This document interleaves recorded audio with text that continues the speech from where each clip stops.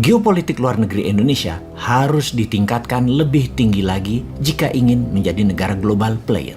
Salah satunya bagaimana membuat semua negara tetangga menjadi respect, hormat dengan Indonesia. Yang Indonesia harus kumpulkan secara cepat rasa hormat tersebut. Sungguh, respect is something we have to earn. Rasa hormat itu tidak bisa dipaksakan. Harus dikumpulkan sedikit demi sedikit. Untuk itu, kita harus memahami apa yang terjadi dengan gerakan satu rumpun ras Melanesia. Kita harus membuat strategi khusus untuk membangun rasa hormat di kawasan timur Indonesia yang saat ini menjadi perebutan pengaruh antara Kuat dengan Tiongkok. Jadi, pertama-tama kita harus bisa menjawab mengapa Vanuatu dan Solomon Island sangat anti dengan Indonesia. Mereka gemar menyerang Indonesia. Bahkan United Liberation Movement of West Papua atau ULMWP atau gerakan separatis membebaskan Papua dari wilayah NKRI dibangun dan berpusat di Vanuatu. Kita akan membicarakan mengenai kawasan ini termasuk membahas langkah Tiongkok yang 2 kali lebih cepat dari langkah Australia dan Amerika menguasai teritori tersebut. Video narasi kali ini didukung oleh aplikasi Dinaran. Dinaran adalah banking sistem layaknya uang Anda diletakkan di BCA dan Mandiri. Ada debit card untuk transaksi edisi dan ATM. ATM-nya GPN. Selama ada logo GPN, kartu ATM Dinaran bisa tarik tunai. Dinaran yang membedakan dengan BCA dan Mandiri adalah rekening rupiah Anda tadi ada jumlah gramasi emas yang setara. Kalau Anda letakkan 10 juta rupiah, maka di debit card Anda ada kurang lebih 10,3 gram emas juga sebagai underlay-nya. Gramasi emas selalu sama, namun nilai rupiah turun naik berdasarkan naik turunnya harga emas dunia. Ayo sahabat, registrasi di aplikasi Dinaran di Google Store dan Apple Store segera dan pastikan rupiah Anda ada emasnya. Kita lanjutkan pembahasan tentang wilayah timur Indonesia. Kita bahas sebentar tentang perang asimetri. Perang asimetri adalah bentuk perang yang tidak serupa, tidak semodel. Kalau kita ibaratkan di dunia bisnis, yaitu matinya kantor pos dibantai SMS atau WA dalam perang informasi. Beda model bisnis dari surat menyurat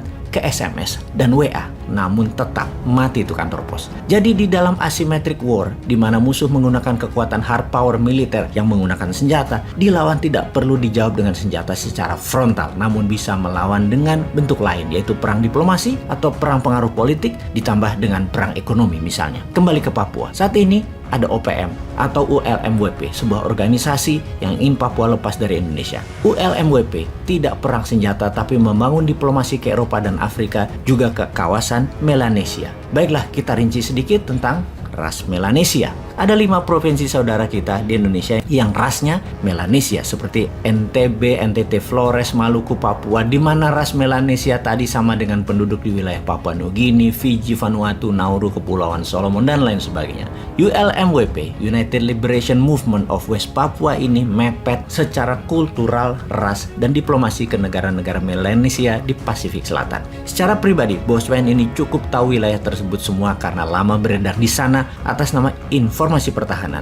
Saat ini yang menjadi pejuangnya adalah Dubes Indonesia untuk New Zealand. Berat tugas dia. Berat memang melawan perang asimetrik di Papua itu. Perlu keseriusan pemerintah pusat. Kita melihat kelemahan bernegara di masa lalu yang harus jadi pelajaran dan jangan sampai berulang lagi kemudian. Misalnya dalam kasus Sipadan Ligitan yang diambil Malaysia. Malaysia itu mengambilnya tidak pakai senjata. Malaysia pakai kerja 20 tahunan lebih dalam silent dan shadow. Malaysia melobi Mahkamah Internasional. Malaysia melobi PBB, kemudian meletakkan tradisional fisherman Malaysia terus beredar di sana sehingga currency ringgit, siaran radio Malaysia hingga penduduk tempatan hanya kenal Malaysia. Ketika waktunya tepat, Malaysia klaim Sipadan Ligitan. Duer, hilang wilayah itu dari peta nasional Indonesia. Indonesia kalah diplomasi, Indonesia kalah bukti. Itulah perang asimetrik. Itulah juga strategi Tiongkok dalam perang dengan Kuat di Pasifik. Kita kembali mendiskusikan strategi Tiongkok melawan Kuat di Pasifik. Sahabat semua, kita tahu negara Pasifik itu bukan negara berkembang yang bodoh. Mereka cukup pintar memahami langkah Tiongkok. Tiongkok menjanjikan banyak hal dalam perjanjian dengan negara Pasifik tersebut, seperti menyediakan dana $3 billion untuk membangun infrastruktur, kemudian strategi penanganan dampak perubahan cuaca yang bisa menenggelamkan banyak pulau Pasifik, mengirim 200 tenaga medik dan 5 juta vaksin untuk menangani virus Wuhan, 2.500 guru dan dosen, dan 1.000 tentara untuk keamanan. Dan dalam deal kali ini juga ada kalimat, Tiongkok boleh membangun pangkalan militer, maritim base, serta meletakkan personil militer di kawasan Pasifik tersebut.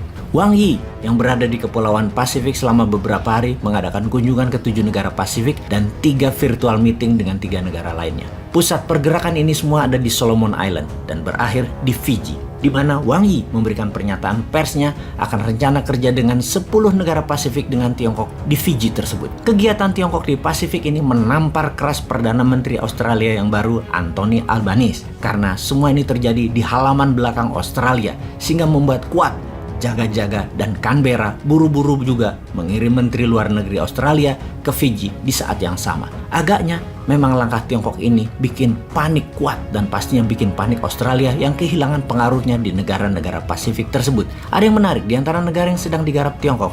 Di negara Pasifik tersebut ada satu negara kecil yang melawan dan tidak mengizinkan wilayahnya untuk di-fishing, diambil ikannya oleh Tiongkok dan tidak mau join kesepakatan dengan Tiongkok. Dialah Mikronesia. Mikronesia negara kecil yang penduduknya hanya 150.000 jiwa, di mana Presiden Mikronesia, David Panuelo, menuliskan surat peringatan atas langkah soft power Tiongkok ke 21 negara Pasifik sebagai langkah penaklukan dan berpotensi penghilangan kedaulatan atas negara Pasifik atas kekayaan alamnya sendiri. Tiongkok dianggap sedang cari akses untuk kendalikan regional Pasifik. David Panuelo meminta 21 negara Pasifik menolak kerjasama dengan Tiongkok. Di sisi lain, Tiongkok menyangkal adanya surat peringatan dan email dari pemimpin Mikronesia tersebut kepada semua negara Pasifik, termasuk 10 negara yang akan menjalankan kerjasama ekonomi dengan Tiongkok. Demikian Wang Wenbin, juru bicara Kementerian Luar Negeri Tiongkok, berkali-kali menyangkal adanya surat Panuelo tersebut, karena Tiongkok percaya kerjasama ini akan menguntungkan semua negara Pasifik. Tetapi kita percaya,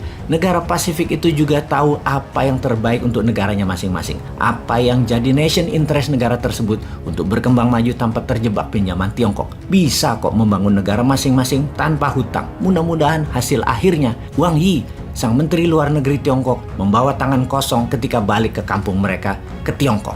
Wahai negara Pasifik, tunggu Indonesia ya. Pasti kerjasama dengan Indonesia akan lebih menguntungkan dua belah pihak. Semua pihak dapat manfaat lebih dengan adil. Indonesia sudah punya rencana besar tersebut kan ya?